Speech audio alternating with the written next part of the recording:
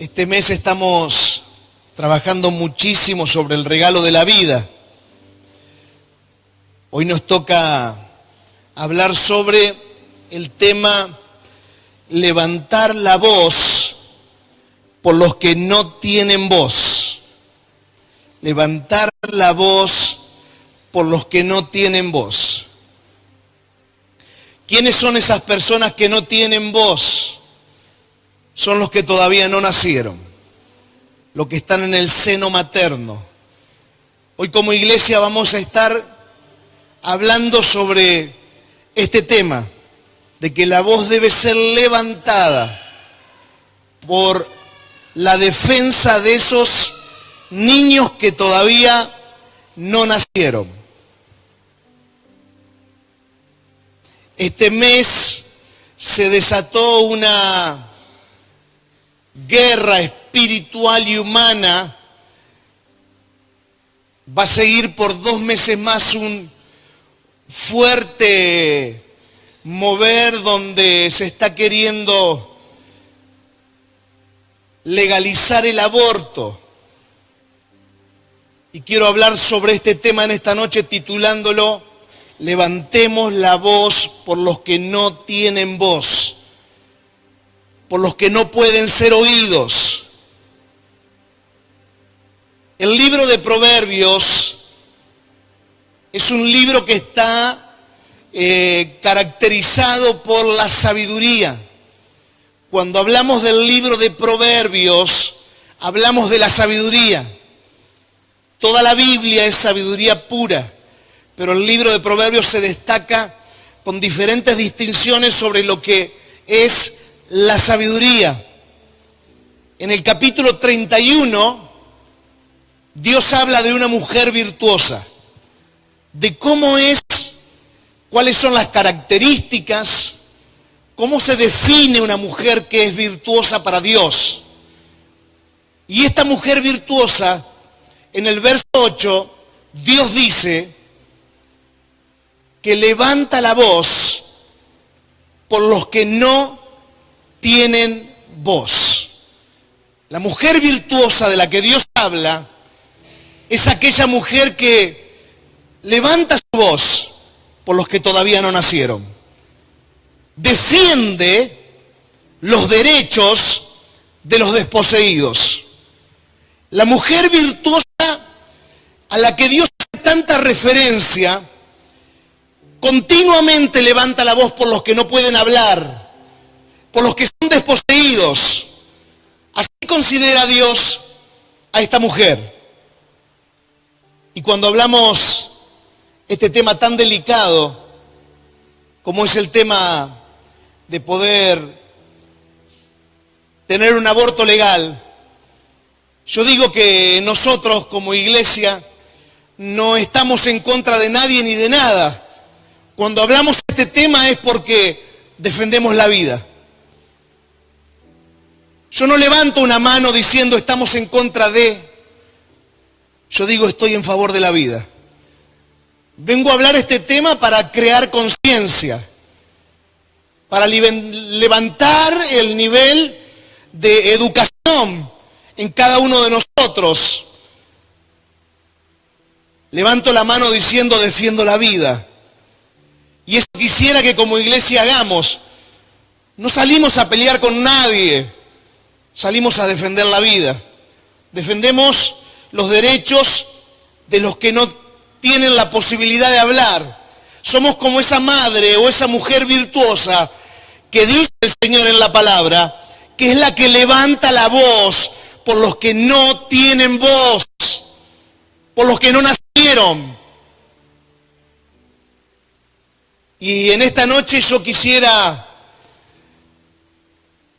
ser muy claro y muy práctico con este mensaje, para que ustedes puedan llevarse a su casa una enseñanza que les dé convicción de lo que Dios quiere, pero a la vez herramientas que les permitan hablar este tema con quien sea necesario y mostrarles cómo ustedes levantan la voz defendiendo la vida. Entonces este tema lo podemos trabajar desde lo legal, que es la discusión que se está teniendo hoy, lo podemos trabajar desde lo científico, lo podemos también trabajar o mirar desde lo espiritual. Yo voy a hacer un desarrollo muy amplio de lo espiritual, pero también quiero comenzar hablando de lo que legalmente se está tratando en este momento en la Argentina y de lo que dice también la ciencia en referencia a los niños que todavía no han nacido y que estamos en un dilema en la nación de ver si se los aborta o no. Desde lo legal, hoy en Argentina se puede abortar si la mujer fue violada. Esa persona que hace un aborto porque fue violada no va a ir preso, no tiene problemas penales. O cuando la mujer está corriendo riesgo en su vida, legalmente, estoy hablando de lo legal, esa mujer puede abortar. Entonces la ley permite que se pueda abortar si esa mujer fue violada o si está corriendo riesgo su vida. Cualquier otro aborto fuera de este marco, la ley dice que es un asesinato. Cualquier otro aborto fuera de este marco es, para la ley, un asesinato. Entonces, cuando escuchamos líderes o personas que educan haciendo o dando una enseñanza de que se debe abortar, de que eso es bueno, de que eso es importante, o levantando una bandera, hoy, legalmente en Argentina es apología del delito. Es estar diciendo, matemos a alguien, legalmente. Si se dice que hay estadística de mujeres que mueren, o muchas mujeres que mueren, mi pregunta es, si haciendo aborto tantas mujeres mueren o hay tantos problemas de aborto, ¿de dónde salen esas estadísticas? ¿Por qué no hay nadie preso? Llevo 25 años atendiendo gente, pero yo no soy de los que trabajan a media. Yo he atendido muchísima gente, más de las que se imaginan. Y he atendido casos, muchos casos, decenas de casos de personas que han vivido un aborto y que después, se arrepienten. Y dicen, el aborto es porque queremos defender a los pobres, los que no tienen posibilidades, que abortan y corren mucho riesgo la vida de esas mujeres. Decenas de casos he atendido, no atendí nunca un pobre, una persona en condición de humildad, de mucha humildad financiera o económica, que haya abortado. Todos los casos que atendí, que después vinieron de haber tenido ese problema, fueron casos de clase media o gente que estaba más o menos bien parada. Entonces se está levantando una bandera, defendemos a los humildes y a los pobres para que no aborten, y la mayoría, por lo menos en mi forma de ver, en la mayoría de los casos, la gente humilde, gente pobre, no aborta a los niños. Entonces mi pregunta es, ¿cómo no hay condena para nadie si legalmente todavía, y va a seguir siendo porque tengo fe de que esto no va a prosperar, cómo no hay condena para los que están llevando adelante el aborto sabiendo que están matando personas? El derecho a la vida nace desde el momento de la concepción, dice la ley. Nuestro Código Civil dice, en el momento de la concepción nace el derecho a la vida. El derecho a la vida es el primero de los derechos. El Código Civil en el artículo 19 dice, la existencia de la persona humana comienza desde la concepción. Entonces la ley dice, se unió un óvulo y un espermatozoide, comienza la existencia humana. Hoy, cualquier clase de aborto fuera de los que nombré está penado por la ley. Vamos a lo científico. No hablo más de lo legal. Me voy al camino de la ciencia. La ciencia dice, cuando está la fecundación, o sea, cuando está la unión de un óvulo y de un espermatozoide, La ciencia dice que ahí se concibe la vida. Los que defienden el despenalizar el aborto dicen no, porque es una célula. En el momento en que se unen el óvulo y el espermatozoide, hay 26 cromosomas del padre y 26 cromosomas de la madre en ese cigoto. Es un cigoto. Está el ADN nuevo de ese niño o de esa niña. La genética del padre y de la madre están en los cromosomas ya de esa nueva concepción, de ese cigoto. A los 40 días, este bebé, porque así le llamo, este niño, esta niña, ya tiene sus primeras neuronas. Significa que a los 40 días la ciencia dice que el sistema pensante del niño ya empieza a comenzar a evolucionar. A partir de ahí comienza a evolucionar y pensar y formar redes neuronales a partir del día 40. Si ustedes tienen el folleto, ¿lo tienen? Margen derecho arriba, mírenlo, al bebé, ¿lo están viendo? Tiene 6 semanas. Margen derecho arriba, en el ángulo, ¿lo están viendo? Bien, 6 semanas. ¿Qué tiene ese bebé en 6 semanas? No escucho, ¿qué tiene? Eso lo dice la ciencia, eso no lo digo yo. La ciencia está diciendo que ese bebé ya tiene piernas, manos, corazón, orejas, piensa. 6 semanas, 1 mes y 15 días. Quieren despenalizar el aborto y dicen que antes de los 3 meses quieren que se pueda hacer un aborto. ¿Por qué? Porque lo que se considera o defienden diciendo que no es un feto, dicen no, es un embrión. Son células, un cúmulo de células. No, la ciencia dice que es una persona. Es una persona.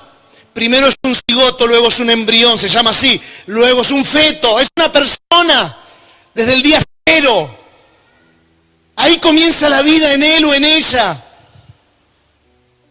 Entonces dicen, antes de los 3 meses queremos despenalizar.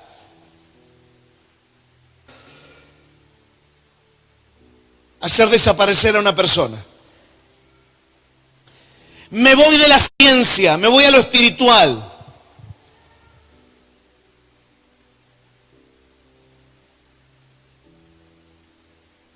El domingo que viene, antes de entrar en lo espiritual, 10 de la noche nos vamos a ir. Le pido el favor de que el domingo que viene venga con un poquito más de reserva. 10 menos cuarto de la noche vamos a estar terminando el culto y vamos a estar en la Plaza Mitre, en la escalinata municipal, siendo convocados por la vida. No es la iglesia evangélica, somos diferentes organizaciones que queremos hacer un evento llamando, invitando a todos los que consideren que deben defender la vida. Yo les pido por favor que estemos, porque la verdad que lo peor que nos puede pasar es cerrar la boca cuando hay que hablar. Cerrar la boca cuando la boca no tiene que estar cerrada. No lo vamos a hacer en Varadero, esto se hace en todo el país. En toda la Argentina van a salir en todas las ciudades los que se convocan por la vida a levantar la voz por los que no tienen voz. Y el domingo que viene no es un llamado de un pastor o de una iglesia que te invita, es un llamado de Dios que nos invita a ser como esa mujer virtuosa que levanta la voz por los que no tienen voz. Entonces 10 menos 20 vamos a estar saliendo de acá el próximo domingo. Vamos a lo espiritual. Creemos que hay vida desde el primer momento de la concepción. El Salmo 139, verso 16 dice, mi embrión, ¿sí? Cuando yo era un embrión, dice, vieron tus ojos. Los ojos de Dios vieron el embrión. El embrión tenía una relación con Dios. Y en tu libro estaban escritas todas aquellas cosas que fueron luego formadas sin faltar una de ellas. Eso dice Reina Valera 1960. Voy a otra versión. Tus ojos Salmo 139, 16. Tus ojos vieron mi cuerpo en gestación. Cuando el óvulo de mi mamá, cuando el espermatozoide de mi papá se estaban por unir y estaba por haber se estaba por gestar mi vida, tus ojos vieron eso. Y dice el salmista, todo estaba escrito ya en tu libro. ¿Qué significa esto? El día en que iba a ser gestado ese bebé, el día en que iba a morir, todo lo que él tendría que hacer en la tierra, todo estaba escrito en el libro. El Apocalipsis habla del libro de la vida. El libro de la vida tiene todo escrito. Todos mis días se estaban diseñando, aunque no existía uno solo de ellos. La Biblia dice que hay vida en el momento en que está la gestación, en el momento en que se unen ese óvulo y ese espermatozoide. Por eso la iglesia debe levantar la voz, no puede estar en silencio. La iglesia no va a pelear con nadie, la iglesia va a levantar la voz, levanta la mano diciendo, vengo a defender la vida y vengo a decir por qué defiendo la vida. Jeremías 1, verso 5 dice, antes que yo te formara en el seno materno te conocí. Qué interesante. Antes de que se unieran ese óvulo y ese espermatozoide, antes yo te conocí, dice el Señor. Y antes que nacieras, pasados los 9 meses, te consagré, te puse por profeta a las naciones. La Biblia habla de un conocimiento donde Dios está desde la eternidad, porque nuestro espíritu es eterno. Puede morir nuestra carne, nuestro cuerpo, pero nuestro espíritu tiene eternidad. Y eternidad significa antes y después del nacimiento. Antes de que nacieras te conocí. Isaías 49:1 dice, escuchadme, islas, y atended, pueblos lejanos.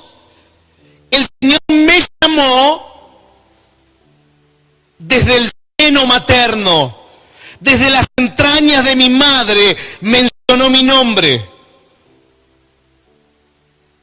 La Biblia hace referencia, y yo podría leerles en esta noche 20 versículos más, o mucho más, sobre lo que la Biblia habla de el nacimiento, el embrión, el seno materno. La Biblia es muy práctica y muy concreta en definir dónde empieza el nacimiento. Por eso también les hablé de lo legal y les hablé de lo científico, pero mi máxima referencia es lo moral, lo que la Biblia me dice que yo tengo que defender y tengo que cuidar, lo que el Señor dice que es la verdad, porque la verdad que me debe guiar y dirigir en la vida es la palabra de Dios. Entonces, la Biblia nos enseña que con el aborto matamos seres humanos. Esta es una frase muy dura. La Biblia nos enseña que con el aborto matamos seres humanos. Job 3:16. O como aborto desechado, yo no existiría. Dice Job, como un aborto desechado, yo no existiría, como los niños que nunca vieron la luz. Aborto desechado. Por causa del aborto se desecha gente. Y hay mucha gente que no ve la luz, que no puede salir del seno de su madre a ver la luz como la hemos visto nosotros. Números 12:12, versión NBI. No la dejes como un abortivo que sale del vientre de su madre con el cuerpo medio deshecho. ¿Alguna vez vieron un video de cómo se hace un aborto? Le agarran una pierna al nene y se la sacan. Con la pinza agarran otra pierna, la sacan. Agarran el bracito, le sacan el brazo, el otro ahora. Y así lo van despedazando. Dice la Biblia, no quiero ser como un abortivo que sale del vientre con el cuerpo medio deshecho. Si ustedes alguna vez ven esos videos, van a ver que ese bebito se va tirando cada vez más para atrás porque va viendo cómo le cortan, cómo le arrancan las partes de su cuerpo. Eso es un aborto. Eso es un aborto. En esta noche, nosotros no podríamos estar conversando o recibiendo esta palabra si nos hubiesen abortado. Mis papás tenían más de 40 años cuando yo nací. Él podría haber dicho, bueno, ya somos grandes, lo vamos a abortar. A muchos de ustedes tal vez los quisieron abortar y hoy no estarían acá si los hubiesen abortado. No podríamos estar en esta noche estudiando la palabra de Dios si nuestros padres hubiesen decidido abortarnos. No podríamos estar disfrutando de la vida si alguien hubiese decidido abortarnos. Por eso la iglesia debe levantar su mano, su voz, defendiendo a los que no tienen voz, a los que no han nacido todavía. Quiero hablar de las consecuencias en las mujeres que tienen que pasar por un aborto. El pastor Gabriel Ballerini, un pastor amigo mío, muy conocido, él en estos días, porque él es director de bioética en el hospital, en un hospital, no me acuerdo ahora, en Buenos Aires, él fue citado por casi todos los canales de televisión en estos días pasados y todavía tiene más canales que visitar o repetir canales en los días que vienen. Él es uno de los que defiende a través de la bioética, no de la religión o de lo legal, a través de la bioética está defendiendo la vida. Y el otro día en uno de los programas yo veía como una señora con el pañuelito verde le gritaba de todo.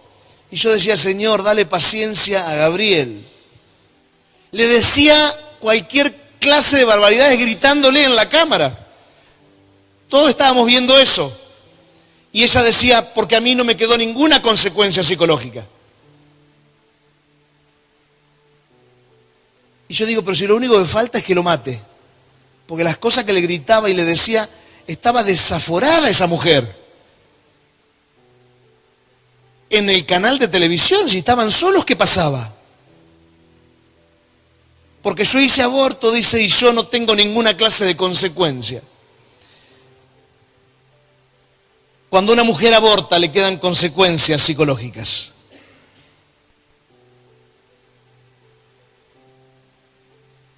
Voy a hablar desde la neurociencia, pero la voy a conectar con lo espiritual, porque todo lo que pasa en la psiquis de una persona está conectada con lo espiritual 100%. Por eso el apóstol Pablo decía, lo hemos visto en la semana pasada, me parece, renueven el espíritu de su mente, porque las cosas que te pasan psicológicamente, si no renovás el espíritu de tu mente, vivís toda tu vida, todo el resto de tu vida, con una falencia en el alma. Tenemos el consciente, los seres humanos, y el inconsciente, como le llamábamos antes, que ahora la neurociencia le llama preconsciente. Desde el preconsciente tomamos el 98% de las decisiones. Desde el consciente tomamos el 2% de las decisiones. Voy a presentar los dos casos. Supóngase que una mujer pasa por el proceso del aborto. Conscientemente conscientemente, voy al caso de lo consciente, conscientemente, si ella sabe que conscientemente está matando a una criatura, porque vio el video o porque se lo explicaron o lo que fuese, a ella le queda culpa desde el consciente. O le queda el trauma por haber percibido la muerte del niño desde el consciente. Pero vamos a suponer ahora que esa mujer, que a lo mejor es una niña de 13, 14 años, no tiene ni idea lo que está haciendo. Vamos a suponer que sea eso. Desde el inconsciente le voy a contar qué es lo que pasa. El inconsciente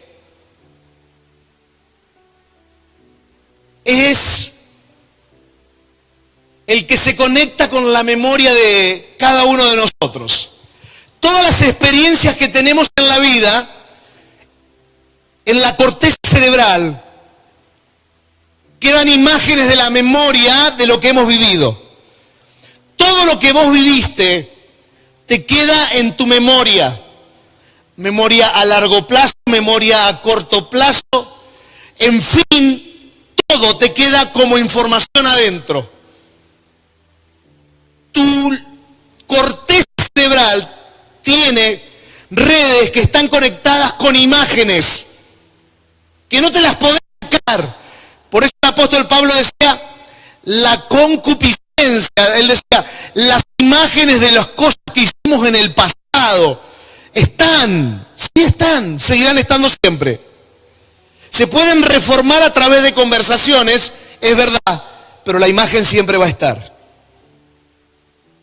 Entonces, esta niña de 13, 14, 15 años o de 40 años, esta señora, que hace la práctica de un aborto, inconscientemente recibe lo siguiente.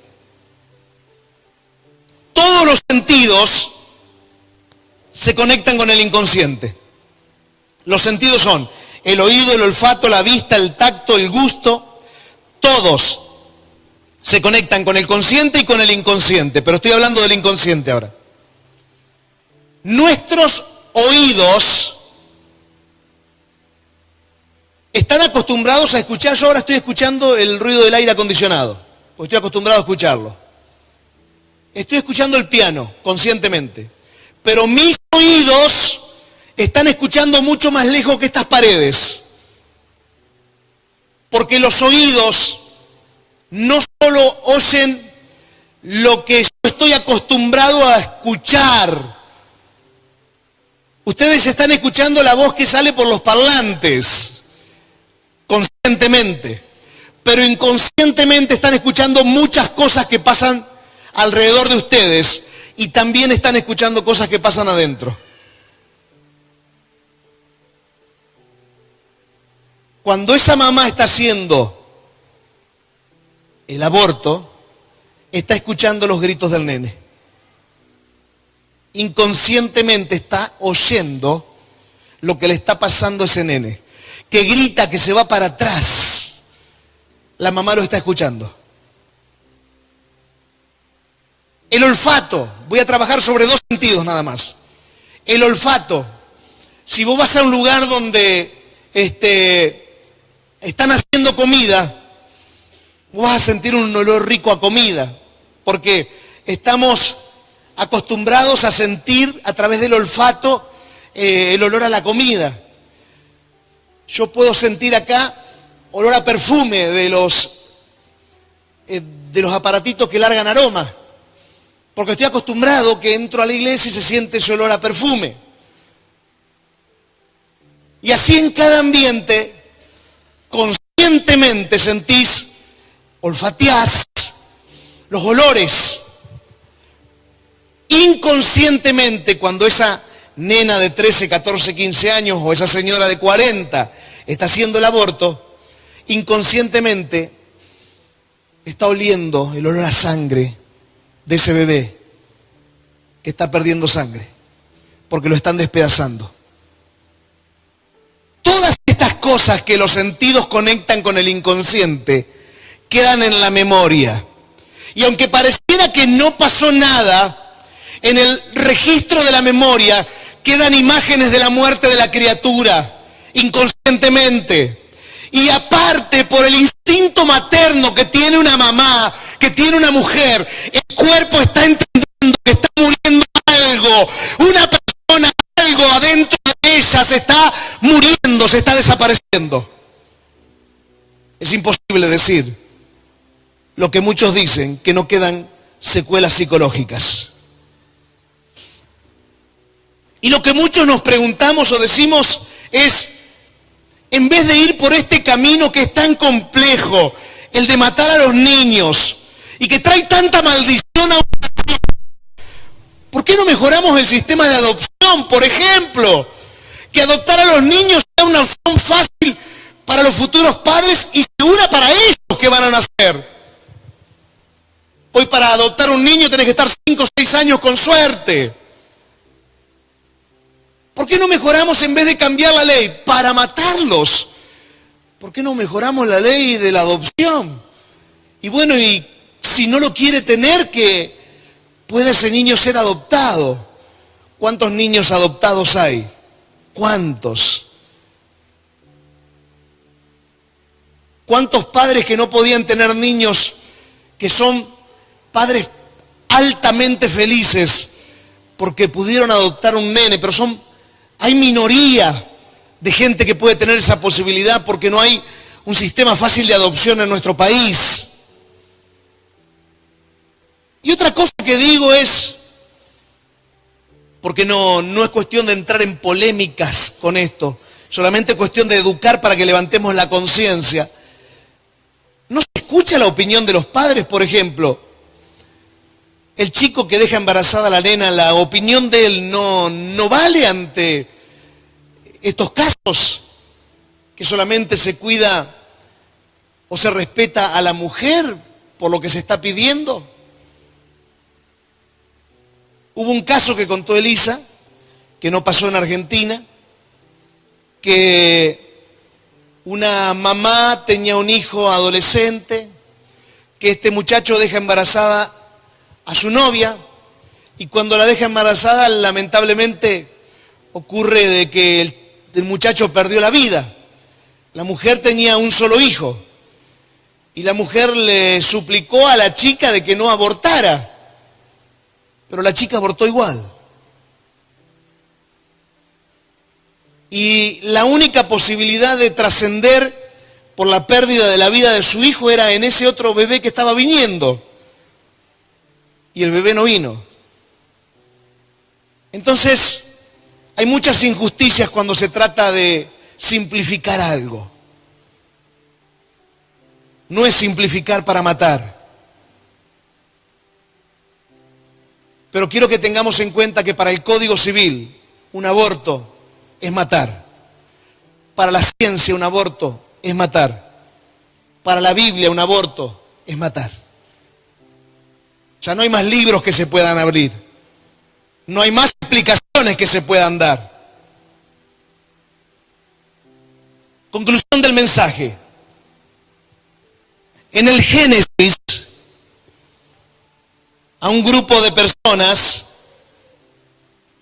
se les ocurrió la idea de hacer una torre grande, que le llamaron la Torre de Babel. Dice la Biblia que todos hablaban un mismo idioma, que todos estaban unidos, que eran un gran equipo, pero que de repente Dios se enojó, bajó Dios desde el cielo, frenó la obra, y a partir de ese día ya no hubo más un mismo idioma en la tierra, sino que a partir de ese día Dios confundió los idiomas. Y todos los idiomas que existen hoy, existen a partir de ese día.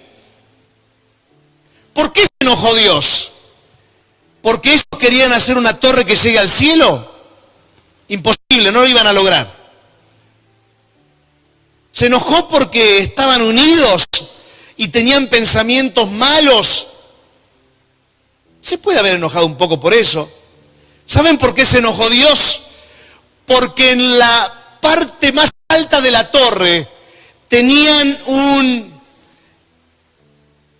Es como un horno pequeño, donde metían a los bebés recién nacidos, los primogénitos, y los prendían fuego, los mataban.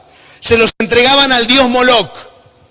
Entonces Dios se enojó porque estaban matando a las criaturas y los dispersó por toda la tierra y les cambió el idioma y no les permitió seguir teniendo planes juntos. Dios se enojó mucho con esta gente que abortaba. ¿Por qué se enoja Dios? Porque hay sangre inocente que es derramada en la tierra. La sangre de Abel, dice la Biblia, cuando Caín lo mató, la sangre de Abel empezó a oírse en el cielo. En el cielo se escuchaba la sangre de un hombre muerto, inocente. La sangre de los bebés es la sangre inocente que mancha y maldice la tierra. Que no nos conviene a nadie que se maten criaturas y manchen la tierra con sangre. Pero la Biblia dice que a quienes no abortaron, no apoyaron el aborto, les ocurrieron cosas buenas. Miren esto. Hay recompensa para los que levantan su voz por los que no tienen voz. Éxodo 1:17. Antes de leerle el versículo, el rey de Egipto, el hombre más poderoso de la tierra, le dijo a las parteras que tenían que matar a todos los bebés que sean varones, que no los tenían que dejar nacer, los tenían que abortar. Mas las parteras temieron a Dios. ¿Qué había acá? Temor de Dios. ¿Quién es alguien que va a tomar la decisión de levantar la voz por los que no tienen voz?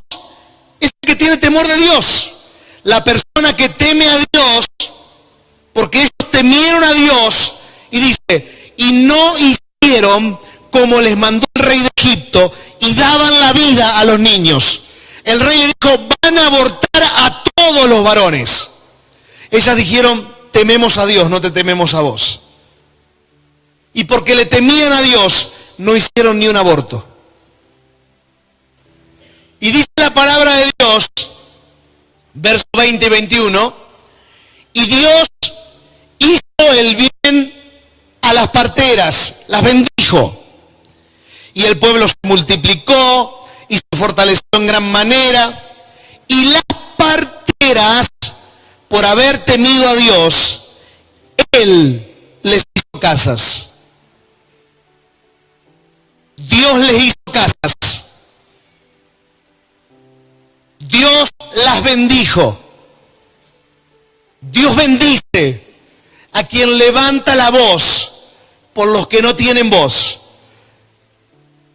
Yo sé que Dios me va a bendecir por estar dando este mensaje y por estar hablando y defendiendo a los que no tienen voz. Lo mismo te pasa a vos.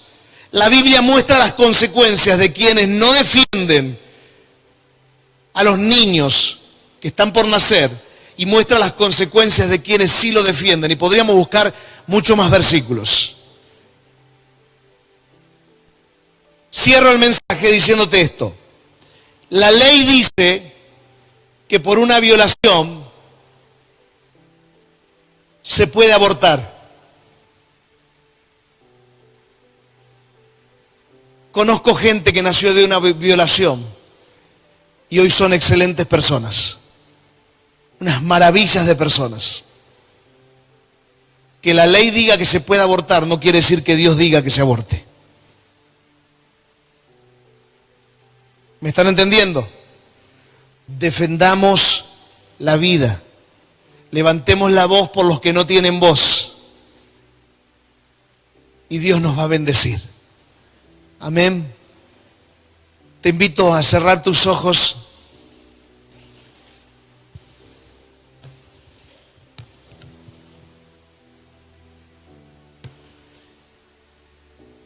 Señor, en esta noche queremos orar en favor de la vida. Oramos por el evento que tenemos el domingo que viene, donde, Señor, necesitamos por sobre todas las cosas tu presencia, tu bendición.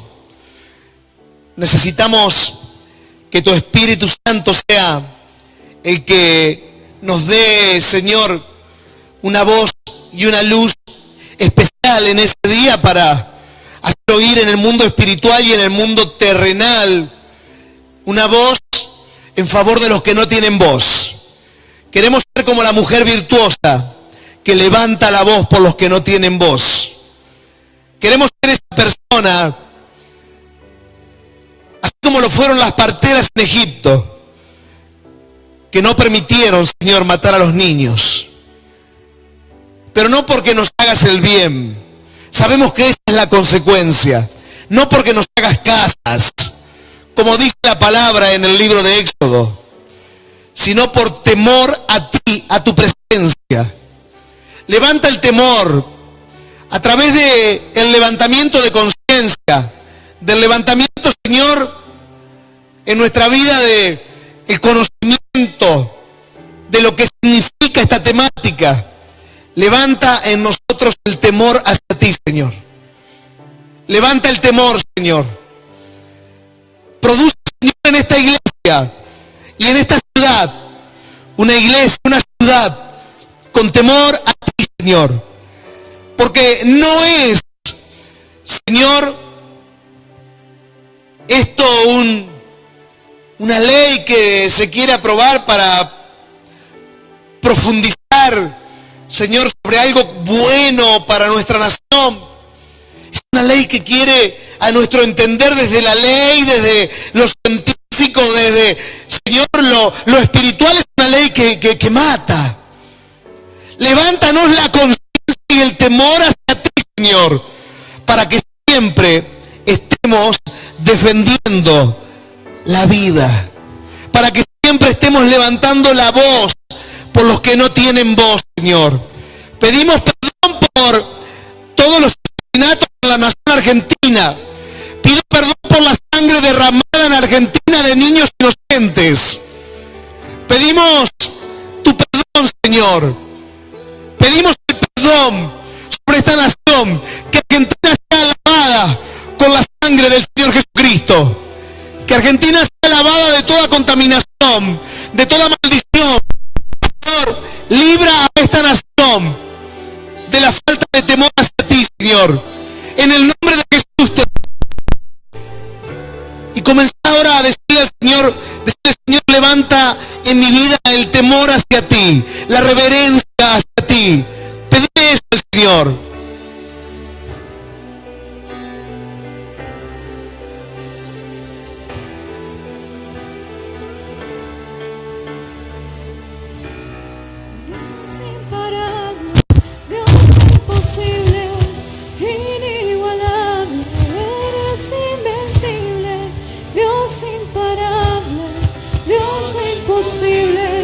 Inigualable, eres invencible, Dios imparable, Dios de imposibles.